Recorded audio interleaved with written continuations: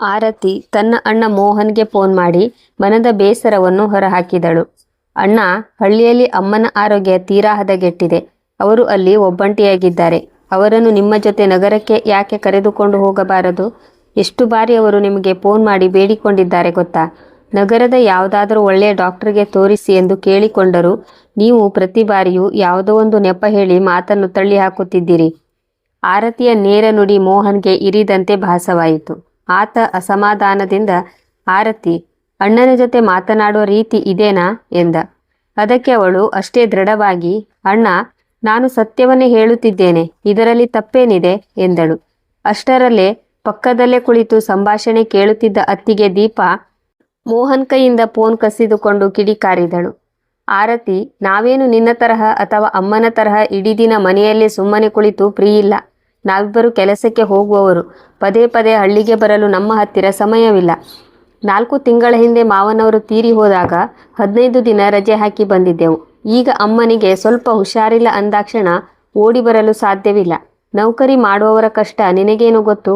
ನಿನಗೆ ಇಷ್ಟು ಸಣ್ಣ ವಿಷಯ ಅರ್ಥವಾಗುವುದಿಲ್ಲವೇ? ತಾಯಿ ಮಗಳು ಇಬ್ಬರು ಸೇರಿ ಪದೇ ಪದೇ ಫೋನ್ ಮಾಡಿ ನಮಗೆ ಕಿರಿಕಿರಿ ಮಾಡಬೇಡಿ. ದೀಪಾ ಮುಂದುವರಿಸುತ್ತಾ, ನಮ್ಮ ಬ್ಯುಸಿ ಶೆಡ್ಯೂಲ್ ಬಗ್ಗೆ ನಿನಗೆ ಕಲ್ಪನೆಯೇ ಇಲ್ಲ. ನೀನು ನಿನ್ನ ಅತ್ತೆ ಮನೆಯಲ್ಲಿ ಆರಾಮಾಗಿ ಕುಳಿತಿದ್ದೀಯಾ? ನಿನಗೆ ಕೆಲಸದ ಒತ್ತಡ ಹೇಗಿರುತ್ತದೆಂದು ಗೊತ್ತಿಲ್ಲ ಎಂದಳು. ಅತ್ತಿಗೆಯ ಈ ಮಾತು ಆರತಿಯ ಸ್ವಾಭಿಮಾನಕ್ಕೆ ಪೆಟ್ಟು ನೀಡಿತು. ಅವಳು ಶಾಂತವಾಗಿಯೇ ಉತ್ತರಿಸಿದಳು. ಅತ್ತಿಗೆ, ಕೆಲಸಕ್ಕೆ ಹೋಗದವರು ಇಡೀ ದಿನ ಗೋಡೆಗೆ ತಲೆ ಇರಿಸಿಕೊಂಡು ಕುಳಿತಿರುತ್ತಾರೆ ಎಂದುಕೊಂಡಿದ್ದೀರಾ? ಒಮ್ಮೆ ನನ್ನ ಮನೆಗೆ ಬಂದು ನೋಡಿ. ಇಷ್ಟು ದೊಡ್ಡ ಕುಟುಂಬ, ಮನೆ ಕೆಲಸ, ಮಕ್ಕಳ ಜವಾಬ್ದಾರಿ, 3 ಹೊತ್ತಿನ ಅಡುಗೆ ಎಲ್ಲವನ್ನೂ ಒಬ್ಬಳೇ ನಿಭಾಯಿಸುತ್ತೇನೆ. ನನಗೂ ದಿನವಿಡೀ ಪುರುಸೊತ್ತಿಲ್ಲ. ನೀವಾದರೂ ಇಬ್ಬರೇ ಇರೋದು. ಬೆಳಿಗ್ಗೆ 2 ಟಿಫಿನ್ ಬಾಕ್ಸ್ ರೆಡಿ ಮಾಡಿ ಆಫೀಸ್ಗೆ ಹೋದರೆ ಮುಗಿಯಿತು. ಆರತಿಯ ತರ್ಕಬದ್ಧ ಮಾತಿಗೆ ದೀಪಾಳಿಗೆ ಕೋಪ ನೆತ್ತಿಗೇರಿತು. ಅವಳು ಹತಾಶೆಯಿಂದ, ನಿನಗೆ ಅಮ್ಮನ ಬಗ್ಗೆ ಅಷ್ಟೊಂದು ಕಾಳಜಿ ಇದ್ದರೆ ಅವರನ್ನು ನಿನ್ನ ಮನೆಗೆ ಕರೆಸಿಕೊಳ್ಳಬಾರದೇಕೆ ಎಂದು ಸವಾಲೆಸೆದಳು. ಆರತಿ ಕ್ಷಣವೂ ಯೋಚಿಸದೆ ಉತ್ತರಿಸಿದಳು. ಸರಿ ಅತ್ತಿಗೆ, ಒಬ್ಬ ಮಗನಾಗಿ ಮತ್ತು ಸೊಸೆಯಾಗಿ ಅಮ್ಮನ ಜವಾಬ್ದಾರಿ ಹೊರುವುದು ನಿಮ್ಮ ಕೈಯಲ್ಲಿ ಸಾಧ್ಯವಿಲ್ಲ ಎಂದಾದರೆ ನಾನೇ ಅಮ್ಮನನ್ನು ನನ್ನ ಮನೆಗೆ ಕರೆಸಿಕೊಳ್ಳುತ್ತೇನೆ. ನಾನೇ ಅವರಿಗೆ ಚಿಕಿತ್ಸೆ ಕೊಡಿಸುತ್ತೇನೆ. ಹೆತ್ತವರನ್ನು ನೋಡಿಕೊಳ್ಳಲು ಸಮಯವಲ್ಲ, ಮನಸ್ಸು ಬೇಕು.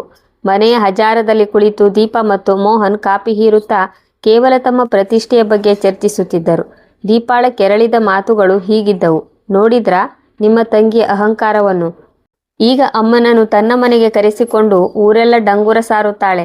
ನಾನೇ ಅಮ್ಮನ ಸೇವೆ ಮಾಡುತ್ತಿರೋದು ಮಗ ಸೊಸೆ ನೋಡಿಕೊಳ್ಳುತ್ತಿಲ್ಲ ಅಂತ. ನಮಗೆ ಎಲ್ಲರ ಮುಂದೆ ಕೆಟ್ಟ ಹೆಸರು ತರುವುದೇ ಅವಳ ಪ್ಲ್ಯಾನ್. ಮೋಹನ್ ಕೂಡ ಹೆಂಡತಿಯ ಮಾತಿಗೆ ಧ್ವನಿಗೂಡಿಸಿದ. ಹೌದು ದೀಪಾ, ಅಮ್ಮನಿಗೂ ಅಷ್ಟೇ. ಸ್ವಲ್ಪ ಹುಷಾರಿಲ್ಲ ಅಂದರೆ ಸಾಕು, ಇಡೀ ಸಂಬಂಧಿಕರಿಗೆಲ್ಲ ವಿಷಯ ಮುಟ್ಟಿಸಿ ಗದ್ದಲ ಎಬ್ಬಿಸಿ ಬಿಡುತ್ತಾರೆ. ಆರತಿ ಅಮ್ಮನನ್ನು ಕರೆದುಕೊಂಡು ಹೋಗಿ ನಮಗೆ ಅವಮಾನ ಮಾಡುವ ಮೊದಲೇ ನಾನು ಅಮ್ಮನಿಗೆ ಫೋನ್ ಮಾಡಿ ನಾಳೆ ಕರೆದುಕೊಂಡು ಬರುವುದಾಗಿ ಹೇಳುತ್ತೇನೆ. ಜನರ ಬೈಗುಳ ಕೇಳಿಸಿಕೊಳ್ಳುವ ತಾಳ್ಮೆ ನನಗಿಲ್ಲ. ಮಗನ ಫೋನ್ ಬಂದಾಗ ಕಾವೇರಿ ಅವರ ಕಣ್ಣುಗಳಲ್ಲಿ ಆನಂದ ಬಾಷ್ಪ ತುಂಬಿ ಬಂದಿತ್ತು. ಸರಿ ಮಗನೇ, ನೀನು ಬಾ. ನಿನ್ನ ತಂದೆ ಹೋದ ಮೇಲೆ ಈ ಮನೆ ನನ್ನನ್ನು ನುಂಗಲು ಬರುತ್ತದೆ ಎನಿಸುತ್ತದೆ. ಒಬ್ಬಂಟಿಯಾಗಿರಲು ಪ್ರಾಣ ಸಂಕಟವಾಗುತ್ತದೆ. ನಿಮ್ಮ ಜೊತೆಗಿದ್ದರೆ ಮನಸ್ಸಿಗೆ ನೆಮ್ಮದಿ ಎಂದು ಮುಗ್ಧವಾಗಿ ನುಡಿದರು. ಆದರೆ ಮಗ ತನ್ನನ್ನು ಕರೆದೊಯ್ಯುತ್ತಿರುವುದು ಪ್ರೀತಿಯಿಂದಲ್ಲ, ಕೇವಲ 4 ಜನ ಏನು ಅಂದುಕೊಳ್ಳುತ್ತಾರೋ ಎಂಬ ಭಯದಿಂದ ಎಂದು ಅವರಿಗೆ ತಿಳಿದಿರಲಿಲ್ಲ. ಮರುದಿನ ಮೋಹನ್ ಅಮ್ಮನನ್ನು ನಗರದ ಮನೆಗೆ ಕರೆತಂದನು. ಮಗ ರಜೆ ಹಾಕಿ ಅಮ್ಮನನ್ನು ಕರೆತರಲು ಹೋಗಿದ್ದರೂ ಸೊಸೆ ದೀಪಾ ಮಾತ್ರ ಕನಿಷ್ಠ ಸೌಜನ್ಯವನ್ನು ತೋರಲಿಲ್ಲ. ಆಫೀಸ್ನಿಂದ ಬಂದವಳೆ ತನ್ನ ರೂಮಿಗೆ ಹೋಗಿ ಬಾಗಿಲು ಹಾಕಿಕೊಂಡಳು. ಹಳ್ಳಿಯಲ್ಲಿ ಕಾವೇರಿಯವರಿಗೆ ಖಾಲಿ ಮನೆ ಕಾಡುತ್ತಿತ್ತು. ಆದರೆ ನಗರದ ಈ ತುಂಬಿದ ಮನೆಯಲ್ಲಿ ಅವರಿಗೆ ಖಾಲಿ ಮನಸ್ಸುಗಳು ಎದುರಾದವು. ಅಮ್ಮ ಬಂದಿದ್ದಾರೆ ಎಂಬ ಸಂತೋಷಕ್ಕಿಂತ ಅವರ ಉಪಸ್ಥಿತಿಯಿಂದ ದಿನಚರಿಗೆ ತೊಂದರೆಯಾಗಬಹುದು ಎಂಬ ಆತಂಕ ಮೋಹನ್ ಮುಖದಲ್ಲಿತ್ತು. ದೀಪಾಳಿಗೆ ಅತ್ತೆಯ ಅನಾರೋಗ್ಯಕ್ಕಿಂತ ತನ್ನ ವಿಶ್ರಾಂತಿಯೇ ಮುಖ್ಯವಾಗಿತ್ತು. ಮಗನ ಮನೆಗೆ ಬಂದ ಕಾವೇರಿಯವರ ಮನಸ್ಸಿನಲ್ಲಿ ಏನಿಲ್ಲದ ಕುತೂಹಲವಿತ್ತು. ಆದರೆ ಮನೆಯೊಳಗೆ ಕಾಲಿಟ್ಟ ಮರುಕ್ಷಣವೇ ಆ ಉತ್ಸಾಹ ತಣ್ಣಗಾಗತೊಡಗಿತು. ಸುತ್ತಲೂ ಮೌನ, ಕೇವಲ ಫ್ಯಾನ್ ತಿರುಗುವ ಸದ್ದು ಮಾತ್ರ ಕೇಳಿಸುತ್ತಿತ್ತು. ಕಾವೇರಿ ಮಗ ಮೋಹನ್ನನ್ನು ವಿಚಾರಿಸಿದರು. ಏನಪ್ಪ, ಸೊಸೆ ಎಲ್ಲೂ ಕಾಣುತ್ತಿಲ್ಲವಲ್ಲ? ಮೋಹನ್ ತಲೆಯನ್ನು ಫೋನ್ನಿಂದ ಎತ್ತದೇ ಉತ್ತರಿಸಿದ. ಅಮ್ಮ, ಅವಳು ಈಗ ತಾನೇ ಆಫೀಸ್ನಿಂದ ಬಂದಿದ್ದಾಳೆ. ದಿನವಿಡೀ ಕೆಲಸದ ಒತ್ತಡ, ತುಂಬ ಸುಸ್ತಾಗಿ ಮಲಗಿದ್ದಾಳೆ. ಡಿಸ್ಟರ್ಬ್ ಮಾಡಬೇಡ. ಹೌದಾ ಮಗನೇ, ಸರಿ ಎನ್ನುತ್ತಾ ನಿಟ್ಟುಸಿರು ಬಿಟ್ಟ ಕಾವೇರಿ ತಮಗಾಗಿ ಮೀಸಲಿಟ್ಟಿದ್ದ ಆ ಸಣ್ಣ ಕೋಣೆಗೆ ಹೋದರು. ಅಲ್ಲಿ ಸಾಮಾನು ಅಂತ ಇದ್ದದ್ದು ಒಂದು ಫೋಲ್ಡಿಂಗ್ ಮಂಚ ಮಾತ್ರ. ಅವರಿಗೆ ಹಳ್ಳಿಯ ವಿಶಾಲವಾದ ಮನೆ, ಅಂಗಳದಲ್ಲಿ ಮಾತನಾಡುತ್ತಿದ್ದ ಅಕ್ಕಪಕ್ಕದವರು ಎಲ್ಲವೂ ಕಣ್ಣ ಮುಂದೆ ಬಂದು ಹೋದವು. ಇಲ್ಲಿ ಮಾತನಾಡಲು ಯಾರೂ ಇಲ್ಲದೆ ಅವರಿಗೆ ಉಸಿರುಗಟ್ಟಿದಂತಾಯಿತು. ಗಂಟೆಗಳೇ ಕಳೆದವು. ತಡೆಯಲಾರದೆ ಮಗನ ಬಳಿ ಬಂದ ಕಾವೇರಿ ಮೆಲ್ಲನೆ ಹೇಳಿದರು, ಮಗನೇ, ಬಂದಾಗಿನಿಂದ ಸೊಸೆ ಎದ್ದಿಲ್ಲ. ನೀನು ಫೋನ್ನಲ್ಲೇ ಮುಳುಗಿದ್ಯಾ? ನನ್ನ ಜೊತೆ 4 ಮಾತನಾಡಪ್ಪ. ಆ ಕೋಣೆಯಲ್ಲಿ ಒಬ್ಬಳೇ ಇರಲು ಸಂಕಟವಾಗುತ್ತಿದೆ. ಆದರೆ ಮೋಹನ್ ಪ್ರೀತಿಯಿಂದ ಉತ್ತರಿಸುವ ಬದಲು ಬೇಸರದಿಂದ ಹೇಳಿದ, ನೋಡಮ್ಮ, ಈಗ ನಿನ್ನ ಜೊತೆ ಏನು ಮಾತಾಡಲಿ? ನನಗೂ ಸುಸ್ತಾಗಿದೆ. ನಗರದಲ್ಲಿ ಎಲ್ಲರೂ ಹೀಗೆ ತಮ್ಮ ಕೆಲಸ ತಾವು ಮಾಡಿಕೊಂಡಿರುತ್ತಾರೆ. ನೀನು ನಿನ್ನ ಸೊಸೆಯಿಂದ ಅತಿಯಾದ ನಿರೀಕ್ಷೆ ಇಟ್ಟುಕೊಳ್ಳಬೇಡ. ಅವಳಿಗೆ ಸಮಯವಿರುವುದಿಲ್ಲ. ಬೆಳಿಗ್ಗೆಯಾದರೆ ನಾವಿಬ್ಬರು ಆಫೀಸ್ಗೆ ಓಡಬೇಕು. ಅಷ್ಟರಲ್ಲೇ ಸೊಸೆ ರೂಮಿನಿಂದ ಹೊರಬಂದಳು. ಅತ್ತೆಯನ್ನು ಕಂಡು ಹೆಸರಿಗಷ್ಟೇ ನಕ್ಕು, ಓಹೋ, ಅಮ್ಮ ಬಂದ್ರಾ ಎನ್ನುತ್ತಾ ಫಾರ್ಮ್ಯಾಲಿಟಿಗಾಗಿ ಅವರ ಪಾದ ಮುಟ್ಟಿದಳು. ತಕ್ಷಣವೇ ಗಂಡನ ಕಡೆ ತಿರುಗಿ, ಮೋಹನ್, ನಿನಗೆ ಗೊತ್ತಲ್ಲ, ಸಂಜೆ ಎದ್ದ ತಕ್ಷಣ ನನಗೆ ಬ್ಲ್ಯಾಕ್ ಕಾಫಿ ಬೇಕು ಎಂದು.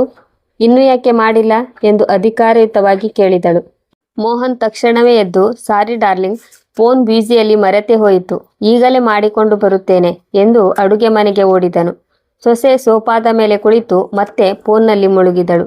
ಅಲ್ಲಿಯೇ ನಿಂತಿದ್ದ ಕಾವೇರಿಯವರಿಗೆ ಆಶ್ಚರ್ಯವಾಯಿತು.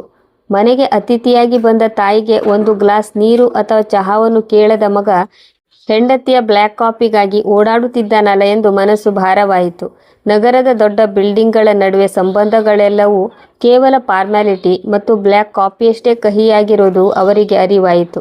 ಮಗ ಮೋಹನ್ ತನ್ನ ಪತ್ನಿಗಾಗಿ ಪ್ರೀತಿಯಿಂದ ಬ್ಲ್ಯಾಕ್ ಕಾಫಿ ಮಾಡುವುದನ್ನು ನೋಡಿದ ಕಾವೇರಿಯವರ ಮನಸ್ಸಿನಲ್ಲಿ ಒಂದು ಪ್ರಶ್ನೆ ಕೊರೆಯತೊಡಗಿತು. ತನ್ನ ಪತ್ನಿಗಾಗಿ ಬ್ಲ್ಯಾಕ್ ಕಾಫಿ ಮಾಡಬಲ್ಲ ಮಗನಿಗೆ ಹಳ್ಳಿಯಿಂದ ಬಂದ ತಾಯಿಗಾಗಿ 1 ಕಪ್ ಚಹಾ ಮಾಡಲು ಸಾಧ್ಯವಿರಲಿಲ್ಲವೇ? ಕೊನೆಗೆ ಕಾವೇರಿ ಧೈರ್ಯ ಮಾಡಿ ಸೋಫಾ ಮೇಲೆ ಕುಳಿತಿದ್ದ ಸೊಸೆ ದೀಪಾಳಿಗೆ ಹೇಳಿದರು, ಅಮ್ಮ, ನನಗೂ ಈಗ ಚಹಾ ಕುಡಿಯುವ ಸಮಯವಾಗಿದೆ. ನನಗೂ 1 ಕಪ್ ಚಹಾ ಮಾಡಿಕೊಡುತ್ತೀಯಾ? ಬೆಳಿಗ್ಗೆಯಿಂದ 1 ಹನಿ ಚಹಾವನ್ನು ಕುಡಿದಿಲ್ಲ. ಆದರೆ ಸೊಸೆಯ ಉತ್ತರ ಕಾವೇರಿಯವರ ಹೃದಯಕ್ಕೆ ಚುಚ್ಚುವಂತಿತ್ತು. ಅವಳು ಮೋಹನ್ನನ್ನು ಕರೆದು ಹೇಳಿದಳು, ಮೋಹನ್, ಅಮ್ಮನನ್ನು ಅಡುಗೆ ಮನೆಗೆ ಕರೆದುಕೊಂಡು ಹೋಗಿ ಸಾಮಾನೆಲ್ಲ ಎಲ್ಲಿದೆ ಎಂದು ತಿಳಿಸಿಕೊಡಿ. ಇವರು ದಿನ ತಮಗಾಗಿ ತಾವೇ ಚಹಾ ಮಾಡಿಕೊಳ್ಳಲಿ. ನನಗಂತೂ ಬೆಳಿಗ್ಗೆ ಸಂಜೆ ಇವರಿಗೆ ಚಹಾ ಮಾಡಿಕೊಡಲು ಸಮಯವಿಲ್ಲ. ಆಫೀಸ್ ಮುಗಿಸಿ ಬಂದ ಮೇಲೆ ಕೆಲಸ ಮಾಡಲು ನನ್ನ ಮೈಯಲ್ಲಿ ಶಕ್ತಿ ಇರುವುದಿಲ್ಲ. ಬಂದು 1 ದಿನವೂ ಕಳೆಯುವ ಮೊದಲೇ ಸೊಸೆ ಅಡುಗೆ ಮನೆಯ ದಾರಿ ತೋರಿಸಿದ್ದನ್ನು ಕಂಡು ಕಾವೇರಿ ಬೆರಗಾದರು. ಅಷ್ಟಕ್ಕೆ ನಿಲ್ಲದ ಮೋಹನ್, ಅಮ್ಮ, ಇತ್ತ ಬಾ, ಯಾವ ವಸ್ತು ಎಲ್ಲಿದೆ ಎಂದು ತೋರಿಸುತ್ತೇನೆ. ನಾವಿಬ್ಬರು ಬೆಳಿಗ್ಗೆ ಆಫೀಸ್ಗೆ ಹೋದ ಮೇಲೆ ಮನೆಯಲ್ಲಿ ನೀನೇ ಇರಬೇಕು. ನಿನ್ನ ಅಡುಗೆ ವ್ಯವಸ್ಥೆ ನೀನೇ ಮಾಡಿಕೊಳ್ಳುವುದು ನಿನಗೂ ಒಳ್ಳೆಯದು. ಆಮೇಲೆ ನಿನಗೆ ಕಷ್ಟವಾಗಬಾರದು ಅಷ್ಟೇ ಎಂದು ಸಮರ್ಥಿಸಿಕೊಂಡನು. ಅಡುಗೆ ಮನೆಯ ಡಬ್ಬಿಗಳನ್ನು ತೋರಿಸಿ, ಈಗ ನಿನ್ನ ಚಹಾ ನೀನೇ ಮಾಡಿಕೊ ಅಮ್ಮ ಎಂದು ಹೇಳಿ ಮಗ ತನ್ನ ಪತ್ನಿಗಾಗಿ ಬ್ಲ್ಯಾಕ್ ಕಾಫಿ ಹಿಡಿದು ಹಾಲ್ಗೆ ಹೋದನು. ಅಮ್ಮನಿಗೆ 1 ಕಪ್ ಚಹಾ ಮಾಡಿಕೊಡುವ ಕನಿಷ್ಠ ಸೌಜನ್ಯವನ್ನು ಅವನು ತೋರಲಿಲ್ಲ. ಕಾವೇರಿ ಮೌನವಾಗಿ ತಮಗಾಗಿ 1 ಕಪ್ ಚಹಾ ಮಾಡಿಕೊಂಡರು. ಅವರ ಕೈ ನಡುಗುತ್ತಿತ್ತು. ಮನಸ್ಸು ಮಗ ಸೊಸೆಯ ಈ ವರ್ತನೆಯಿಂದ ತೀವ್ರವಾಗಿ ನೋಯುತ್ತಿತ್ತು. ಸ್ವಲ್ಪ ಹೊತ್ತಿನ ನಂತರ ಮೋಹನ್ ಈವ್ನಿಂಗ್ ವಾಕ್ಗೆ ಹೊರಡುತ್ತಾ ಹೇಳಿದ, ಅಮ್ಮ, ನಾಳೆ ಬೆಳಿಗ್ಗೆ 8 ಗಂಟೆಗೆ ಡಾಕ್ಟರ್ ಅಪಾಯಿಂಟ್ಮೆಂಟ್ ಇದೆ. ರೆಡಿಯಾಗಿರು. ಅಮ್ಮನ ಆರೋಗ್ಯದ ಬಗ್ಗೆ ಕಾಳಜಿ ತೋರಿಸುತ್ತಿದ್ದಾನೋ ಅಥವಾ ಅದು ಕೇವಲ ಒಂದು ಕರ್ತವ್ಯವೋ ಎಂದು ಅವರಿಗೆ ಅರ್ಥವಾಗಲಿಲ್ಲ. ಅಷ್ಟರಲ್ಲೇ ಅಡುಗೆಯವಳು ಬಂದಳು. ಮೋಹನ್ ಮತ್ತು ದೀಪಾ ಡಯಟಿಂಗ್ ಮಾಡುತ್ತಿದ್ದರಿಂದ ಹಗುರವಾದ ಆಹಾರವನ್ನೇ ತಿನ್ನುತ್ತಿದ್ದರು. ಕಾವೇರಿ ಅವರಿಗೂ ಆರೋಗ್ಯ ಅಷ್ಟು ಸರಿ ಇರಲಿಲ್ಲ. ಈ ಅಪರಿಚಿತ ಮನೆಯಲ್ಲಿ ಪ್ರೀತಿ ಇಲ್ಲದ ಮಗನ ಸಮ್ಮುಖದಲ್ಲಿ ಅವರು ತಮಗಾಗಿ ಸ್ವಲ್ಪ ಹಾಲಿನ ಗಂಜಿ ಮಾಡಿಕೊಂಡು ಉಂಡರು. ಆ ಗಂಜಿಯಲ್ಲಿ ಹಾಲಿನ ರುಚಿಗಿಂತ ಹೆಚ್ಚಾಗಿ ಅವರ ಕಣ್ಣೀರಿನ ಉಪ್ಪು ಇತ್ತು. ರಾತ್ರಿಯಾಗುತ್ತಿದ್ದಂತೆ ಕಾವೇರಿ ಅವರ ಜ್ವರ ಹೆಚ್ಚಾಯಿತು. ಮೈ ಸುಡುತ್ತಿತ್ತು. ಕೈಕಾಲುಗಳ ಗಂಟುಗಳಲ್ಲಿ ಅಸಾಧ್ಯವಾದ ನೋವು. ಮಗ ಮತ್ತು ಸೊಸೆಯನ್ನು ಕೂಗಿ ಕರೆದರು. ಆದರೆ ಎಸಿ ಕೋಣೆಯೊಳಗೆ ಗಾಢ ನಿದ್ರೆಯಲ್ಲಿದ್ದ ಅವರಿಗೆ ಅಮ್ಮನ ದನಿ ಕೇಳಿಸಲೇ ಇಲ್ಲ. ಇಡೀ ರಾತ್ರಿ ಕಾವೇರಿ ನೋವಿನಿಂದ ನರಳುತ್ತಾ ನೀರಿಗಾಗಿ ತಡಕಾಡುತ್ತಾ ಕಳೆದರು. ಬೆಳಿಗ್ಗೆ ಮೋಹನ್ ಹಾಸ್ಪಿಟ್ಲಿಗೆ ಹೋಗಲು ತಯಾರಾಗಿ ಬಂದವನೇ ಅಮ್ಮ ಇನ್ನೂ ಎದ್ದಿಲ್ಲದಿರುವುದನ್ನು ನೋಡಿ ಸಿಟ್ಟಾದನು. ಏನಮ್ಮ ಇದು, ಇನ್ನೂ ಮಲಗಿದ್ದೀಯಾ? ನಾನು ಆಫೀಸ್ನಿಂದ ಬರೀ ಹಾಫ್ ಡೇ ಪರ್ಮಿಷನ್ ತಗೊಂಡಿದ್ದೇನೆ. ನೀನು ಹೀಗೆ ಲೇಟ್ ಮಾಡಿದರೆ ನನಗೆ ಅಲ್ಲಿ ಪ್ರಾಬ್ಲಮ್ ಆಗುತ್ತೆ ಎಂದು ಕಿರುಚಾಡಿದನು. ಮಗನ ಗದರಿಕೆಗೆ ಬೆಚ್ಚಿಬಿದ್ದ ಕಾವೇರಿ ಕಷ್ಟಪಟ್ಟು ಎದ್ದರು. ಮಗನೇ, ರಾತ್ರಿಡೀ ಅತೀವ ಜ್ವರವಿತ್ತು. ಕಾಲುಗಳನ್ನು ಯಾರೋ ಬಿಗಿದು ಹಿಡಿದಂತಿದೆ. ನಡೆಯಲು ಆಗುತ್ತಿಲ್ಲಪ್ಪ ಎಂದು ಅಸಹಾಯಕತೆಯಿಂದ ಹೇಳಿದರು. ಆದರೆ ಮಗನಿಗೆ ಅಮ್ಮನ ನೋವಿಗಿಂತ ಆಫೀಸ್ನ ಸಮಯವೇ ದೊಡ್ಡದಾಗಿತ್ತು. ಜ್ವರ ಅಂದ ಮೇಲೆ ನೋವಿರುತ್ತೆ, ಮೊದಲು ರೆಡಿಯಾಗು ಎಂದು ಗಡುಸಾಗಿ ಹೇಳಿದನು. ಅಷ್ಟರಲ್ಲಿ ಅಲ್ಲಿಗೆ ಬಂದ ದೀಪಾ ಮೋಹನ್, ಟೇಬಲ್ ಮೇಲೆ ನಿನ್ನ ಬ್ರೇಕ್ಫಾಸ್ಟ್ ಇದೆ. ಟಿಫಿನ್ ಕೂಡ ರೆಡಿ ಮಾಡಿದ್ದೇನೆ. ಅಮ್ಮನಿಗೆ ಏನು ಬೇಕೋ ಅವರೇ ಅಡುಗೆ ಮನೆಗೆ ಹೋಗಿ ಮಾಡಿಕೊಳ್ಳಲಿ. ಇಂದಿನಿಂದ 4 ದಿನ ಕೆಲಸದಾಕೆ ಬರಲ್ಲ. ಅಂದ ಮೇಲೆ ಅಮ್ಮ ತಮ್ಮ ಅಡುಗೆ ತಾವೇ ಮಾಡಿಕೊಳ್ಳಬೇಕು ಎಂದು ತೀರ್ಪು ನೀಡಿದಳು. ಜ್ವರದ ಬೇಗೆಯಲ್ಲೂ ಈ ಮಾತು ಕೇಳಿ ಕಾವೇರಿಯವರ ಮನಸ್ಸು ಚೂರಾಯಿತು. ಮಗಳೇ, ಹಳ್ಳಿಯಲ್ಲಿ ಚಿಕಿತ್ಸೆ ಸರಿಯಾಗಿ ಸಿಗಲ್ಲ ಅಂತ ನಿಮ್ಮ ಬಳಿ ಬಂದೆ. ಜ್ವರದಿಂದ ಮೈ ಸುಡುತ್ತಿರುವಾಗಲೂ ನಿನ್ನ ಮುದಿ ಅತ್ತೆಗೆ ನೀನು ಒಂದು ತುತ್ತು ಅಡುಗೆ ಮಾಡಿ ನೀಡಲು ಸಾಧ್ಯವಿಲ್ಲವೇ ಎಂದು ಕಣ್ಣೀರು ಹಾಕಿದರು. ಆದರೆ ದೀಪಾಳ ಅಹಂಕಾರದ ಮಾತು ಮನುಷ್ಯತ್ವವನ್ನೇ ಅಣಕಿಸುವಂತಿತ್ತು. ಅಮ್ಮ, ಅಡುಗೆ ಮಾಡೋ ಸೊಸೆ ಬೇಕಿದ್ದರೆ ನಿಮ್ಮ ಮಗನಿಗೆ ಯಾವುದೋ ಹಳ್ಳಿಯ ಹುಡುಗಿಯನ್ನು ತರಲು ಹೇಳಬೇಕಿತ್ತು. ನಾನು ನಗರದ ಸುಶಿಕ್ಷಿತ ಹುಡುಗಿ, ಆಫೀಸ್ನಲ್ಲಿ ಕೆಲಸ ಮಾಡುವವಳು. ನನ್ನಿಂದ ಅಡುಗೆ ನಿರೀಕ್ಷೆ ಮಾಡಬೇಡಿ ಎಂದು ಮುಖಕ್ಕೆ ಹೊಡೆದಂತೆ ಹೇಳಿದಳು. ಇದನ್ನು ಕೇಳಿದ ಕಾವೇರಿ ಧೈರ್ಯ ತಂದುಕೊಂಡು ಮಾರ್ಮಿಕವಾಗಿ ಉತ್ತರಿಸಿದರು. ಮಗಳೇ, ಓದಿದವರು ಮತ್ತು ನೌಕರಿ ಮಾಡುವವರು ಎಂದ ಮಾತ್ರಕ್ಕೆ ಮನೆಯ ಜವಾಬ್ದಾರಿಯಿಂದ ಮುಕ್ತರಾಗುತ್ತಾರೆ ಎಂದರ್ಥವಲ್ಲ. ಅಗತ್ಯ ಬಿದ್ದಾಗ ಅತ್ತೆ ಮಾವನಿಗೆ ಒಂದು ತುತ್ತು ನೀಡಲು ಬಾರದ ಶಿಕ್ಷಣಕ್ಕೆ ಏನು ಬೆಲೆ ಇದೆ? ನಾನು ಅದೆಷ್ಟೋ ಮನೆಗಳನ್ನು ನೋಡಿದ್ದೇನೆ. ಅಲ್ಲಿ ಸೊಸೆಯಂದಿರು ಆಫೀಸ್ ಮತ್ತು ಅಡುಗೆ ಮನೆ ಎರಡನ್ನೂ ಪ್ರೀತಿಯಿಂದ ಸಂಭಾಳಿಸುತ್ತಾರೆ. ಶಿಕ್ಷಣ ಎನ್ನುವುದು ಸಂಸ್ಕಾರ ನೀಡಬೇಕೇ ಹೊರತು ಹೀಗೆ ಅಹಂಕಾರವನ್ನಲ್ಲ. ದೀಪ ತನ್ನ ಆಫೀಸ್ ಬ್ಯಾಗ್ ಸರಿಪಡಿಸಿಕೊಳ್ಳುತ್ತಾ ಅಸಡ್ಡೆಯಿಂದ ನಕ್ಕಳು. ಅಮ್ಮ, ನೀವಂತೂ ಹಳ್ಳಿಯ ಅನಕ್ಷರಸ್ಥರು. ನೌಕರಿ ಮಾಡೋದು ಮತ್ತು ಹಣ ಸಂಪಾದಿಸುವುದು ಎಷ್ಟು ಕಷ್ಟ ಎಂದು ನಿಮಗೇನು ಗೊತ್ತು? ನಾನು ತಿಂಗಳಿಗೆ 80,000 ರೂಪಾಯಿ ಸಂಪಾದಿಸುತ್ತೇನೆ. ನೀವು ಇಡೀ ಜೀವನದಲ್ಲಿ 6,000 ರೂಪಾಯಿಯನ್ನು ಒಟ್ಟಾಗಿ ನೋಡಿರಲಿಕ್ಕಿಲ್ಲ. ಈ ಮಾತುಗಳನ್ನಾಡಿ ತನ್ನ ನೌಕರಿಯ ದರ್ಪವನ್ನು ಕಾವೇರಿ ಅವರ ಮುಖಕ್ಕೆ ಎರಚಿ ಅವಳು ಆಫೀಸ್ಗೆ ಹೊರಟು ಹೋದಳು. ಕಾವೇರಿಯವರ ಕಣ್ಣಲ್ಲಿ ನೀರು ತುಂಬಿ ಬಂದಿತ್ತು.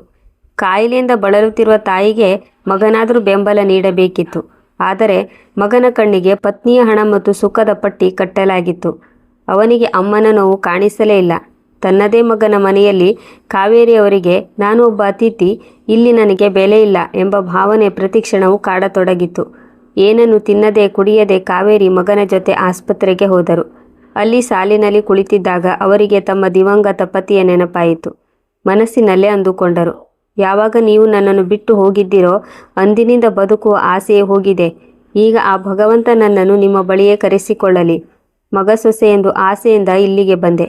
ಆದರೆ ಇಷ್ಟೊಂದು ಪರಕೀಯ ಭಾವನೆ ನನಗೆ ಹಳ್ಳಿಯ ನೆರೆಮನೆಯವರ ಜೊತೆಯೂ ಆಗುತ್ತಿರಲಿಲ್ಲ. ಮಗ ಸೊಸೆಗೆ ಕೇವಲ ತಮ್ಮ ಡಯಟ್, ಫಿಟ್ನೆಸ್ ಮತ್ತು ನೌಕರಿಯೇ ಪ್ರಪಂಚವಾಗಿದೆ. ಅವರಿಗೆ ಸಂಬಂಧಗಳ ಬೆಲೆಯೇ ತಿಳಿಯುತ್ತಿಲ್ಲ. ಎಲ್ಲ ತಪಾಸಣೆಗಳ ನಂತರ ಡಾಕ್ಟರ್ ಗಂಭೀರವಾಗಿ ಹೇಳಿದರು, ಮೋಹನ್ ಅವರೇ, ನಿಮ್ಮ ತಾಯಿಗೆ ಡೆಂಗ್ಯೂ ಆಗಿದೆ. ಜ್ವರ ತೀವ್ರವಾಗಿದೆ. ಇದು ಅಪಾಯಕಾರಿಯಾಗಿರಬಹುದು. ನಾನು 10 ದಿನಗಳ ಔಷಧಿ ನೀಡುತ್ತಿದ್ದೇನೆ. ಸರಿಯಾದ ಊಟ ಮತ್ತು ವಿಶ್ರಾಂತಿಯ ಕಡೆ ಗಮನ ಹರಿಸಿ. 4 ದಿನಗಳ ನಂತರ ಮತ್ತೆ ಕರೆತನ್ನಿ. ಕಾವೇರಿಯವರ ಆರೋಗ್ಯ ಚೇತರಿಸಿಕೊಂಡಿತ್ತು. ಡೆಂಗ್ಯೂವಿನಿಂದ ಚೇತರಿಸಿಕೊಂಡ ಅವರು ಸುಮ್ಮನೆ ಕುಳಿತು ಅಭ್ಯಾಸವಿಲ್ಲದೆ ಮನೆಯ ಸಣ್ಣ ಪುಟ್ಟ ಕೆಲಸಗಳನ್ನು ತಾವೇ ಮಾಡತೊಡಗಿದರು. ಮಗ ಸೊಸೆ ಆಫೀಸ್ನಿಂದ ಬರುವಷ್ಟರಲ್ಲಿ ಮನೆ ಕನ್ನಡಿಯಂತೆ ಹೊಳೆಯುತ್ತಿತ್ತು. ಹೇಗೋ ಮಾಡಿ ಮನೆಯ ಕೆಲಸಗಳಲ್ಲಿ ತಮ್ಮನ್ನು ತಾವು ತೊಡಗಿಸಿಕೊಂಡು ಬ್ಯುಸಿಯಾಗಿರಲು ಪ್ರಯತ್ನಿಸುತ್ತಿದ್ದರು. ಮಗಳ ಜೊತೆ ಫೋನ್ನಲ್ಲಿ ಮಾತನಾಡುತ್ತಾ ಹೇಗೋ ದಿನ ಕಳೆಯುತ್ತಿದ್ದರು. ಆದರೆ ಅವರ ಮನಸ್ಸು ಮಾತ್ರ ಹಳ್ಳಿಯ ಆ ಹಸಿರು, ಅಕ್ಕಪಕ್ಕದವರ ಮಾತುಕತೆಗಾಗಿ ಹಂಬಲಿಸುತ್ತಿತ್ತು. ಒಂದು ದಿನ ಧೈರ್ಯ ಮಾಡಿ ಕಾವೇರಿ ಹೇಳಿದರು, ಮಗನೇ, ನಾನೀಗ ಆರಾಮಾಗಿದ್ದೇನೆ. ಇನ್ನೂ ಹಳ್ಳಿಗೆ ಹೋಗುತ್ತೇನೆ. ಇದನ್ನು ಕೇಳಿದ ಮಗ ಸೊಸೆ ಅವರನ್ನು ಹಳ್ಳಿಗೆ ಕಳುಹಿಸಲು ಸಿದ್ಧರಾಗಿದ್ದರು. ಆದರೆ ವಿಧಿಯಾಟವೇ ಬೇರೆಯಾಗಿತ್ತು. ಅಚಾನಕ್ಕಾಗಿ ಸೊಸೆ ದೀಪ ಅಸ್ವಸ್ಥಳಾದಾಗ ಅವಳು ತಾಯಿಯಾಗಲಿರುವ ಸುದ್ದಿ ತಿಳಿಯಿತು. ಈ ಖುಷಿಯ ವಿಷಯ ತಿಳಿಯುತ್ತಿದ್ದಂತೆಯೇ ದೀಪಾಳ ಬುದ್ಧಿ ಕೆಲಸ ಮಾಡಲಾರಂಭಿಸಿತು.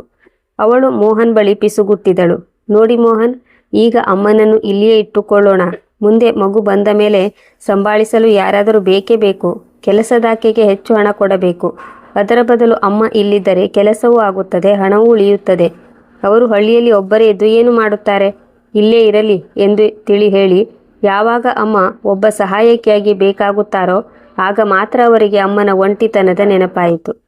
ಮೋಹನ್ ಅಮ್ಮನ ಬಳಿ ಬಂದು, ಅಮ್ಮ, ಹಳ್ಳಿಯಲ್ಲಿ ಈಗ ಯಾರಿದ್ದಾರೆ? ನೀನು ಇಲ್ಲೇ ಇರು. ಮಗು ಬಂದ ಮೇಲೆ ನಿನಗೂ ಕಾಲ ಕಳೆಯುತ್ತದೆ ಎಂದು ನಯವಾಗಿ ಹೇಳಿದನು. ಕಾವೇರಿ ನಿರಾಕರಿಸುತ್ತಾ ಹೇಳಿದರು, ಮಗನೇ, ನನಗಿಲ್ಲಿ ಉಸಿರುಗಟ್ಟಿದಂತಾಗುತ್ತದೆ. ಹಳ್ಳಿಯಲ್ಲಿ 4 ಮಂದಿ ಮಾತನಾಡಲು ಸಿಗುತ್ತಾರೆ. ಇಲ್ಲಿ ಇಡೀ ದಿನ ಗೋಡೆಗಳ ಜೊತೆ ಎಷ್ಟು ಅಂತ ಮಾತನಾಡಲಿ? ತಕ್ಷಣವೇ ದೀಪ ಮಧ್ಯಪ್ರವೇಶಿಸಿ ಮುಖಕ್ಕೆ ಬಣ್ಣದ ಲೇಪ ಹಚ್ಚಿಕೊಂಡು ಹೇಳಿದಳು, ಅಮ್ಮ, ಹಾಗೆನ್ನಬೇಡಿ. ನಮ್ಮ ಸೊಸೈಟಿಯಲ್ಲೇ ದೇವಸ್ಥಾನವಿದೆ. ಅಲ್ಲಿ ನಿಮ್ಮ ವಯಸ್ಸಿನವರು ಭಜನೆಗೆ ಬರುತ್ತಾರೆ. ನಾಳೆ ನಿಮ್ಮ ಮೊಮ್ಮಗು ಬಂದ ಮೇಲೆ ಅದಕ್ಕೆ ಅಜ್ಜಿಯ ಪ್ರೀತಿ ಸಿಗಬೇಡವೇ? ದಯವಿಟ್ಟು ಒಪ್ಪಿಕೊಳ್ಳಿ. ಮಗ ಸೊಸೆಯ ಬದಲಾದ ವರಸೆಯ ಹಿಂದೆ ಸ್ವಾರ್ಥವಿದೆ ಎಂದು ಕಾವೇರಿಯವರಿಗೆ ತಿಳಿದಿದ್ದರೂ ಮಗಳು ಆರತಿಯ ಒತ್ತಾಯಕ್ಕೆ ಮಣಿದು ಅವರು ಅಲ್ಲೇ ಉಳಿಯಲು ನಿರ್ಧರಿಸಿದರು. ಮೆಲ್ಲಗೆ ಆ ಮನೆಯ ಯಾಂತ್ರಿಕ ಜೀವನಕ್ಕೆ ಹೊಂದಿಕೊಳ್ಳಲು ಪ್ರಯತ್ನಿಸಿದರು. ಮನೆಯ ಕೆಲಸ, ಗಿಡಗಳಿಗೆ ನೀರು ಹಾಕುವುದು, ಇವೆಲ್ಲದರ ನಡುವೆ ಅವರಿಗೆ ನಿಜವಾದ ನೆಮ್ಮದಿ ಸಿಕ್ಕಿದ್ದು ಸೊಸೈಟಿಯ ದೇವಸ್ಥಾನದಲ್ಲಿ. ಹಳ್ಳಿಯಲ್ಲಿ ಕಲಿತಿದ್ದ ಹಾಡುಗಾರಿಕೆ ಮತ್ತು ಡೋಲಕ್ ನುಡಿಸುವ ಕಲೆ ದೇವಸ್ಥಾನದ ಮಹಿಳೆಯರ ಮನಗೆದ್ದಿತ್ತು. ನಿಜವಾಗಿಯೂ ಕಾವೇರಿ, ನೀವು ಅದ್ಭುತವಾಗಿ ಡೋಲಕ್ ಬಾರಿಸುತ್ತೀರಿ ಎಂಬ ಪ್ರಶಂಸೆಗಳು ಅವರ ಒಂಟಿತನಕ್ಕೆ ಮದ್ದಾದವು. ದೇವಸ್ಥಾನದಲ್ಲಿ ಅವರಿಗೆ ಗೌರವ ಸಿಕ್ಕಿತ್ತು. ಗೆಳತಿಯರಾದರು. ಜೀವನದಲ್ಲಿ ಮೊದಲ ಬಾರಿಗೆ ನಗರದಲ್ಲೂ ತಮಗೊಂದು ಅಸ್ತಿತ್ವವಿದೆ ಎಂದು ಅವರಿಗೆ ಅನಿಸತೊಡಗಿತ್ತು. ಜನ್ಮಾಷ್ಟಮಿಯ ದಿನದಂದು ದೇವಸ್ಥಾನದಲ್ಲಿ ಭಜನೆಯ ಸಂಭ್ರಮ. ಎಲ್ಲರೂ ಕಾವೇರಿಯವರಿಗಾಗಿ ಕಾಯುತ್ತಿದ್ದರು. ಮನೆಯ ಕೆಲಸಗಳನ್ನೆಲ್ಲ ಮುಗಿಸಿ ಹೋದ ಅವರಿಗೆ ಭಜನೆಯಲ್ಲಿ ಮಗ್ನರಾದ ಮೇಲೆ ಸಮಯ ಹೋಗಿದ್ದೇ ತಿಳಿಯಲಿಲ್ಲ. ರಾತ್ರಿ 8 ಗಂಟೆಗೆ ಗೆಳತಿಯ ಜೊತೆ ಮನೆಗೆ ಬಂದ ಕಾವೇರಿಯವರಿಗೆ ಕಾದಿದ್ದು ಭಜನೆಯ ಮಧುರ ಸ್ವರವಲ್ಲ, ಮಗ ಸೊಸೆಯ ಕರ್ಕಶ ಕಿರುಚಾಟ. ಬಾಗಿಲು ತೆರೆಯುತ್ತಲೇ ಮಗ ಮತ್ತು ಸೊಸೆ ಇಬ್ಬರು ಒಟ್ಟಿಗೆ ಏರಿದ ದನಿಯಲ್ಲಿ ವಾಗ್ದಾಳಿ ನಡೆಸಿದರು. ಇದು ಮನೆಗೆ ಬರುವ ಸಮಯವೇ ಅಮ್ಮ?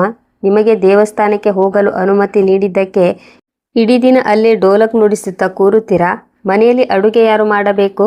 ಇಲ್ಲಿ ನಮಗೆ ಹಸಿವಿನಿಂದ ಹೊಟ್ಟೆ ಚುರುಗುಟ್ಟುತ್ತಿದೆ. ನಿಮಗೆ ಮಾತ್ರ ದೇವಸ್ಥಾನದ ಭಜನೆ ಮುಖ್ಯವಾಯಿತೆ ಎಂದು ದೀಪ ಹೀಯಾಳಿಸಿದಳು. ಮೋಹನ್ ಕೂಡ ಪತ್ನಿಯ ಧಾಟಿಯಲ್ಲೇ, ಅಮ್ಮ, ನಿನಗೆ ಇಲ್ಲಿರುವುದು ಒಂದು ಆಶ್ರಮ ಅಂದುಕೊಂಡಿದ್ಯಾ? ಕೆಲಸದಾಕೆ ಇಲ್ಲದಿದ್ದಾಗ ನೀನು ಮನೆಯ ಜವಾಬ್ದಾರಿ ತಗೋಬೇಕು ಅಲ್ವಾ? ನೀನು ಹೀಗೆ ಆಟವಾಡುತ್ತಾ ಕೂತರೆ ನಮ್ಮ ಪಾಡೇನು ಎಂದು ಕಿರುಚಾಡಿದನು. ದೇವಸ್ಥಾನದಲ್ಲಿ ಸಿಕ್ಕ ಗೌರವವೆಲ್ಲವೂ ಈ ಮನೆಯ ಹೊಸ್ತಿಲು ತುಳಿಯುತ್ತಿದ್ದಂತೆ ಅಪಮಾನವಾಗಿ ಮಾರ್ಪಟ್ಟಿತ್ತು. ಕಾವೇರಿಯವರು ಸಮಾಧಾನದಿಂದ ಹೇಳಲು ಪ್ರಯತ್ನಿಸಿದರು. ಮಗನೇ, ಇಂದು ಜನ್ಮಾಷ್ಟಮಿ ಹಬ್ಬವಿದ್ದ ಕಾರಣ ಸ್ವಲ್ಪ ತಡವಾಯಿತು. ಹಬ್ಬದ ಸಂಭ್ರಮದಲ್ಲಿ ಸಮಯ ಹೋಗಿದ್ದೇ ತಿಳಿಯಲಿಲ್ಲ.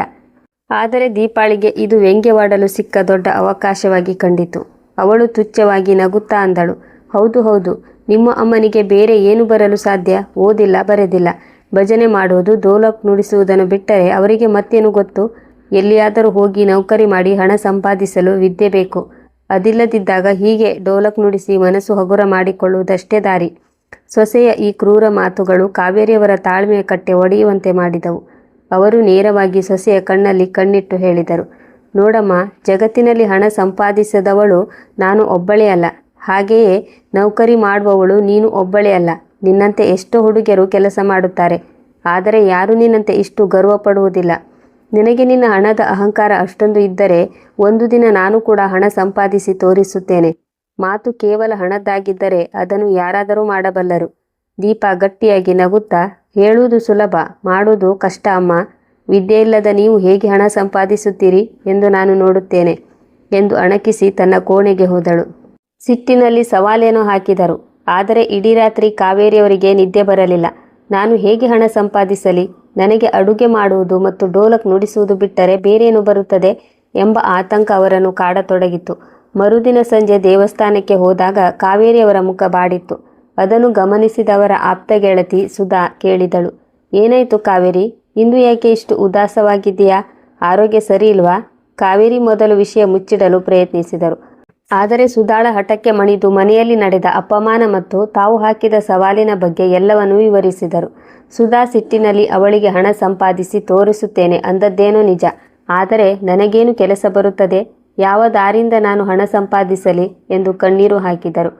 ಕಾವೇರಿಯವರ ಮುಖದಲ್ಲಿದ್ದ ಆತಂಕವನ್ನು ಕಂಡ ಸುಧಾ ನಕ್ಕು ಹೇಳಿದರು, ಅರೆ ಕಾವೇರಿ, ನೀನು ಎಂತಹ ಒಳ್ಳೆಯ ಭಜನೆ ಕೀರ್ತನೆ ಮಾಡುತ್ತೀಯಾ? ಅದೆಷ್ಟು ಚೆನ್ನಾಗಿ ಡೋಲಕ್ ನುಡಿಸುತ್ತೀಯಾ? ಅಂದ ಮೇಲೆ ನೀನು ಏಕೆ ನಿನ್ನದೇ ಒಂದು ಯೂಟ್ಯೂಬ್ ಚಾನಲ್ ಆರಂಭಿಸಬಾರದು? ಕಾವೇರಿ ಆಶ್ಚರ್ಯದಿಂದ ಕೇಳಿದರು. ಅದರಿಂದ ಏನಾಗುತ್ತದೆ ಸುಧಾ?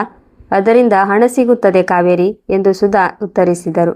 ಯೂಟ್ಯೂಬ್ನಿಂದ ಹಣ ಸಂಪಾದಿಸಬಹುದು ಎಂಬ ವಿಷಯ ಕಾವೇರಿ ಅವರಿಗೆ ನಂಬಲಾಗದ ಸಂಗತಿಯಾಗಿತ್ತು. ಸುಧಾ ಮುಂದುವರಿದು, ನನ್ನ ಮಗಳು ದೊಡ್ಡ ಯೂಟ್ಯೂಬರ್. ಅವಳು ನಾಳೆ ಬಂದು ನಿನಗೆ ಎಲ್ಲವನ್ನೂ ಕಲಿಸಿಕೊಡುತ್ತಾಳೆ ಎಂದು ಭರವಸೆ ನೀಡಿದರು.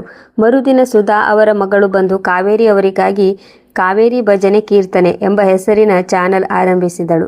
ಆಕೆ ಕಾವೇರಿ ಅವರಿಗೆ ಧೈರ್ಯ ತುಂಬುತ್ತಾ, ಆಂಟಿ, ನೀವು ಹೆಚ್ಚೇನು ಮಾಡಬೇಕಿಲ್ಲ. ನೀವು ಭಜನೆ ಮಾಡುವಾಗ ಈ ಸ್ಟ್ಯಾಂಡ್ನಲ್ಲಿ ಫೋನ್ ಇಟ್ಟು ವಿಡಿಯೋ ಆನ್ ಮಾಡಿ ರೆಕಾರ್ಡ್ ಮಾಡಿ ನನಗೆ ಕಳುಹಿಸಿ. ಬಾಕಿ ಎಡಿಟಿಂಗ್ ಕೆಲಸ ನಾನು ನೋಡಿಕೊಳ್ಳುತ್ತೇನೆ ಎಂದಳು. ಸಹಾಯಕ್ಕೆ ಪ್ರತಿಯಾಗಿ ಹಣ ನೀಡಲು ಕಾವೇರಿ ಮುಂದಾದಾಗ, ಆಂಟಿ, ನನಗೆ ಈಗ ಹಣ ಬೇಡ. ನೀವು ಎಂದು ಹಣ ಸಂಪಾದಿಸಲು ಶುರು ಮಾಡುತ್ತೀರೋ ಆಗ ನೀಡಿ ಎಂದು ಆ ಹುಡುಗಿ ಉದಾರತ್ವ ತೋರಿದಳು. ಅಲ್ಲಿಂದ ಕಾವೇರಿಯವರ ಹೊಸ ದಿನಚರಿ ಆರಂಭವಾಯಿತು. ಪ್ರತಿದಿನ ದೇವಸ್ಥಾನಕ್ಕೆ ಹೋಗುವುದು, ಭಜನೆ ಮಾಡುವುದು ಮತ್ತು ಅದನ್ನು ರೆಕಾರ್ಡ್ ಮಾಡುವುದು ಅವರ ಕಾಯಕವಾಯಿತು. ಮೆಲ್ಲಗೆ ಅವರ ಚಾನಲ್ಗೆ ಜನರು ಮಾರು ಹೋದರು. ಕೇವಲ 4 ತಿಂಗಳಲ್ಲಿ ಕಾವೇರಿಯವರ 2 ವಿಡಿಯೋಗಳು ವೈರಲ್ ಆದವು. ಅವರ ಭಕ್ತಿಪೂರ್ಣ ದನಿ ಮತ್ತು ಡೋಲಕ್ನ ತಾಳಕ್ಕೆ ಲಕ್ಷಾಂತರ ಜನರು ಮಾರು ಹೋದರು. ಒಂದು ದಿನ ಸುಧಾ ಅವರ ಮಗಳು ಸಂತೋಷದಿಂದ ಓಡಿ ಬಂದು ಸುದ್ದಿ ತಿಳಿಸಿದಳು. ಆಂಟಿ, ಅಭಿನಂದನೆಗಳು, ನಿಮ್ಮ ಚಾನಲ್ ಮಾನಿಟೈಸ್ ಆಗಿದೆ. ನಿಮ್ಮ ಶ್ರಮಕ್ಕೆ ಫಲ ಸಿಕ್ಕಿದೆ. ಮುಂದಿನ ತಿಂಗಳು ನಿಮ್ಮ ಅಕೌಂಟಿಗೆ ಹಣ ಬರಲಿದೆ. ಕಾವೇರಿಯವರ ಕಣ್ಣಲ್ಲಿ ಅಂದು ನೀರು ತುಂಬಿತ್ತು. ಆದರೆ ಅದು ನೋವಿನದ್ದಲ್ಲ, ಸಾಧನೆಯ ತೃಪ್ತಿಯದ್ದು. ನಿಜವೇ ಮಗಳೇ? ನನ್ನ ಭಜನೆ ಕೀರ್ತನೆಯಿಂದ ನನಗೆ ಹಣವು ಸಿಗಲಾರಂಭಿಸುತ್ತದೆಯೇ? ಹೌದು ಆಂಟಿ, ನಿಮಗೆ ತಿಳಿದಿಲ್ಲ. ಯಾವಾಗ ನೀವು ಯೂಟ್ಯೂಬ್ನಲ್ಲಿ ಕೆಲಸ ಮಾಡುತ್ತೀರೋ ಆಗ ಬಹಳಷ್ಟು ಹಣ ನಿಮಗೆ ಸಿಗುತ್ತದೆ. ಜನರಿಗೆ ನಿಮ್ಮ ಭಜನೆ ಬಹಳ ಇಷ್ಟವಾಗುತ್ತಿದೆ. ಕಾವೇರಿಯವರ ಬ್ಯಾಂಕ್ ಅಕೌಂಟ್ ಈಗ ಸಕ್ರಿಯವಾಗಿತ್ತು. ಸುಧಾ ಅವರ ಮಗಳು ಅವರಿಗೆ ಬ್ಯಾಂಕ್ ಅಕೌಂಟ್ ತೆರೆಸಿಕೊಟ್ಟಿದ್ದರು.